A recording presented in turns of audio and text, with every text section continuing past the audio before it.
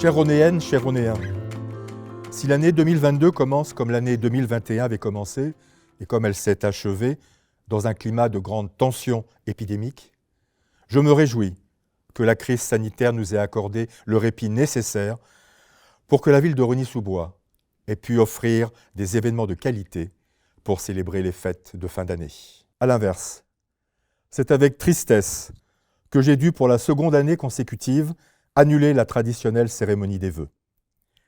Cette décision, que j'ai prise avant même que le gouvernement contraigne l'ensemble des collectivités à faire de même, répondait selon moi à un esprit de responsabilité. Le rôle d'un élu local, d'une collectivité territoriale, est de préserver la santé de ses administrés et non de les exposer. La ville de Rosny-sous-Bois reste pleinement mobilisée pour la santé de tous.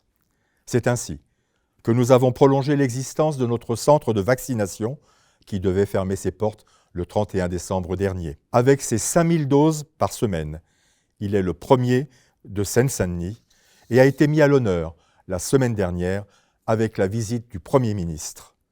Ce qui constitue une reconnaissance pour l'engagement de la ville de Rosny-sous-Bois, de son personnel, de ses médecins et de ses soignants.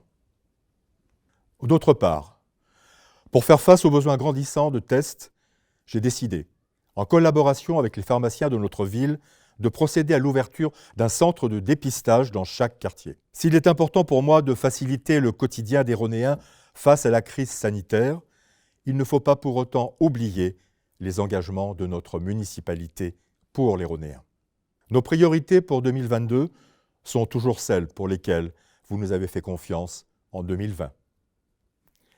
La défense d'un cadre de vie d'exception qui passe par des espaces publics propres, par des voiries préservées, par des espaces verts de qualité, par une sécurité renforcée et par des animations sportives et culturelles diversifiées.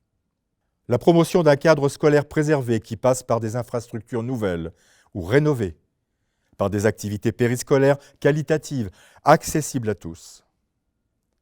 Sensible aux remontées des parents d'élèves, la municipalité a développé des outils de communication de proximité pour répondre avec réactivité et efficacité. Fidèle à mes convictions, je veux qu'après 2 années de difficultés sanitaires et économiques, Rosny-sous-Bois soit un exemple de solidarité et de lien intergénérationnel.